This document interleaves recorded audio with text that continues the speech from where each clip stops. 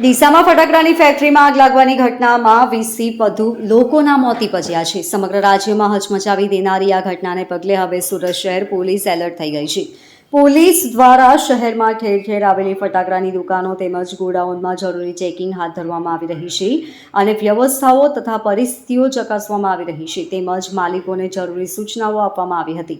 જેમાં Rander police station દ્વારા પણ તેમના વિસ્તારમાં ફટાકડાની દુકાનોમાં ચેકિંગ હાથ ધરાઈ હતી અને માલિકોને સૂચના અપાઈ હતી. એમાં સમગ્ર પોલીસ સ્ટેશનને સ્ટાફ અને રાંદેરના પીઆઈ ઉપસ્થિત રહ્યા હતા અને લાયસન્સ પણ ચેક કરાયું હતું અને નિરીક્ષણ કર્યું હતું. વધુમાં જણાવ્યું હતું કે શહેરમાં આવેલી તમામ ફટાકડાની ગોડાઉન અને દુકાનોની તાકીદે ચકાસણી કરવામાં આવશે. ગોડાઉન અને સ્ટોરેજ યુનિટમાં ફાયર સેફટી અને અન્ય સુરક્ષા ઉપાયો યોગ્ય છે કે નહીં તે ચકાસવામાં આવશે. જો કોઈ પણ ગોડાઉનમાં બેદરકારી, અનિયમિતતા અથવા સેફટી ઉલ્લંઘન જોવા મળશે તો તેમના પર પણ તાત્કાલિક કડક કાર્યવાહી કરવામાં આવશે. સુરત શહેરમાં કુલ 44 ફટાકડાની લાયસન્સ પ્રાપ્ત દુકાનો છે જેની પણ ચકાસણી કરવામાં આવશે.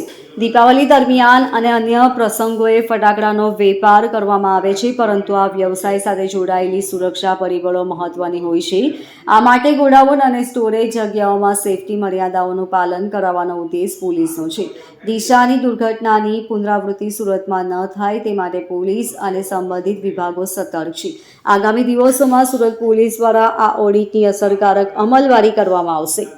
અમારા રાંદેર પોલીસ સ્ટેશન વિસ્તારમાં જે કંઈ ફટાકડા વિક્રેતા લાયસન્સ હોલ્ડર છે તે તમામની જગ્યાએ અમે વેરિફિકેશન કરી રહ્યા છીએ.